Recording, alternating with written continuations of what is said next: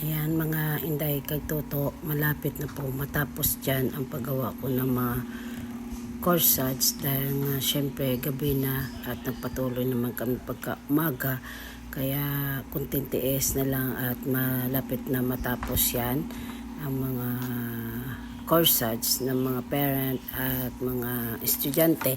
Kaya yung kwarto ko dyan masyadong makalat kasi nga sa mga pinagagawa ko dyan, at maya ay dumating na rin dyan yung kaibigan ko at tumulong na rin kasi ginagawa lang namin yan pagkahapon na, kaya 2 days namin nagawa at nagpupuyat dahil siyempre pagka umaga ay marami ka rin iniintindi sa gawaing bahay, may tindahan pa, nagpapakain ka pa ng mga ibon o di ba mga inday, may mga gulay ka pa dinidiligan sa likod ng bahay namin.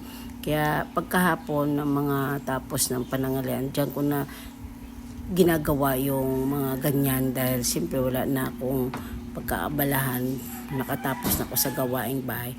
Kaya dyan sa kwarto namin ay talaga masyadong makalat kasi yan ang ginagawa namin. Yan, natapos na, pag nayari na ganyan na siya kaganda, pag kinakabit na siya. Kaya mga inday kagtuto, salamat muli sa pagpanunood nyo. At huwag nyo pong kalimutan lagi na i-share ang aking mga video at mag-like at mag-comment po. At salamat din po sa mga nag-subscribe sa akin, mga inday kagtuto, na huwag po kayong magsawa sa pagnunood ng aking mga video. God bless you po mga inday kagtuto. Everything is gonna be alright. Everything is gonna be okay. Everything is gonna be alright in the end. Everything is gonna be alright.